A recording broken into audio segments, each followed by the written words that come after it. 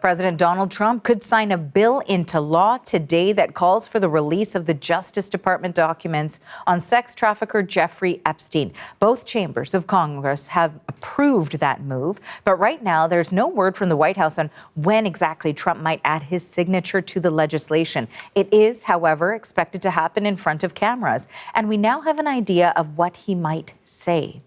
This here is a post from Trump's social media platform. He is sticking to his message from earlier this week, writing that the focus on the Epstein files is a distraction from what he wants to highlight as his government's achievements. Know that the Senate has passed the bill on the unanimous. Those are some Epstein survivors and their supporters celebrating Congress approving the bill. Their hopes are now closer than ever to being realized. But despite the votes in Congress, Trump could still keep the Epstein files secret. The CBC's Mike Crawley has an article up on CBCNews.ca that looks into that possibility, and I urge you all to take a look at it. He joins us now live from Washington to tell us a little bit more about that also. Let's start with when we might see the files and what we're going to see. Yeah, Arthi, so when Donald Trump signs the bill, it actually does become law at that moment, but that doesn't mean the files get released immediately. What the act actually says is that the Justice Department has 30 days to release all non-classified investigative files in its possession that relate to Epstein. But there are also a bunch of exceptions about material that the DOJ can withhold. A lot of these make perfect sense. Anything that would identify a victim or a witness or a confidential informant, anything that depicts violence or sexual abuse or any child sexual exploitation. There's nobody who's advocating for any of that material to be made public, of course.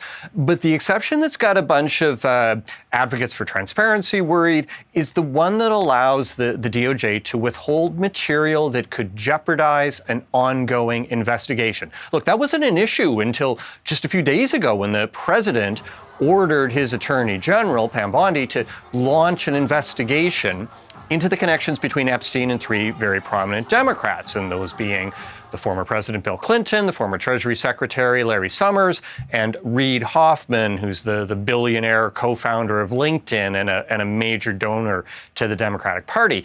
So the concern is that the DOJ could use that investigation as a pretext for withholding material in the Epstein files.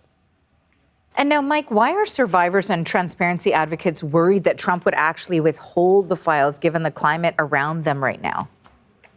Yeah, so you've got some of the lawmakers who were behind that act, the Epstein Files Transparency Act, the lawyers for the survivors and some of the survivors themselves. They're saying that, they're concerned that the Trump administration has shown a pattern of behavior over the past number of months that suggests it simply doesn't want the files released. So point one, that investigation I talked about, it was launched just on Friday when for months the DOJ had not indicated there was anything in the Epstein saga that warranted further investigation. So the second point, the simple fact that the DOJ could have released all of this material of its own accord. It didn't need an act of Congress to do it. The third thing is Donald Trump's resistance to the idea that there's anything important in the files. You talked in the introduction about the way he's been dismissive of the Epstein files as a distraction. Take a listen to this. It's the lawyer, the attorney for some of Epstein's victims. He says that he's not at all confident that the DOJ is going to release all the relevant material. Our clients are not stupid. The American people are not naive. They know that it's taken decades, in many cases, to get to this point. And a curious aside about the president, he was a Democrat at the time, if you recall, before he became a Republican.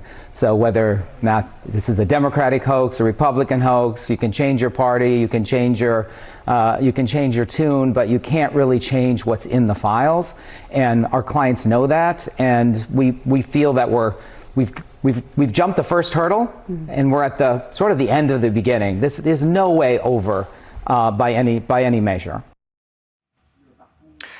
Now, Trump's Attorney General Pam Bondi was asked at the news conference last hour whether the investigation into those Democrats is going to block the release of the files. She didn't exactly say yes or no to that specific question.